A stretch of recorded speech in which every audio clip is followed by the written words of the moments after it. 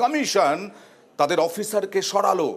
এই মুহূর্তে যা গুরুত্বপূর্ণ খবর আসছে, নির্বাচন কমিশন এই মুখ্য নির্বাচন আধিকারিকের যে অফিস, এখানে সিইও দপ্তর অর্থাৎ যে মুখ্য নির্বাচনী আধিকারিকের অফিস, সেখানে দুজন সিনিয়র অফিসারকে সরালো নির্বাচন কমিশন।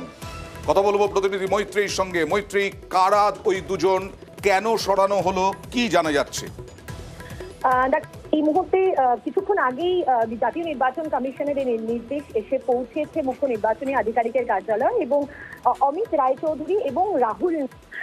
অমিত রায়চৌধুরী তার মধ্যে ছিলেন অ্যাডিশনাল সিইও এবং রাহুল নাথ যিনি জয়েন্ট সিইও হিসেবে কাজ করছিলেন মুখ্য নির্বাচনী আধিকারিকের কার্যালয়, এবং সেখানে তাদের দুজনকে সরিয়ে দেওয়ার নির্দেশ দেওয়া হয়েছে জাতীয় নির্বাচন কমিশনের তরফে। এবং কিছুদিন আগে জাতীয় নির্বাচন কমিশনের তরফে মুখ্য নির্বাচনী আধিকারিকের দপ্তরে কোন কোন আধিকারিকেরা রয়েছেন এবং তারা কতদিন ধরে পোস্টিং রয়েছে তাদের এখানে, তারা কতদিন ধরে এখানে কাজে রয়েছেন বহাল, সেই তালিকা দেওয়া হয়েছিল এবং সেই সিনিয়রিটি লিস্ট পাঠানো হয়েছিল মুখ্য নির্বাচনী আধিকারিকের দপ্তর থেকে। সেই লিস্ট অনুযায়ী সবচেয়ে সিনিয়র মোস্ট এই দুজন অফিসারই রয়েছেন।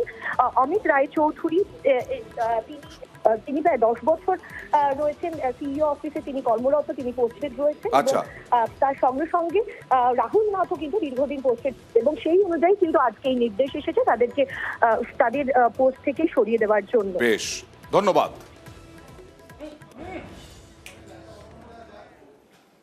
আর ফের রাজ্যপাল সংঘাত কি নিয়ে? গৌড়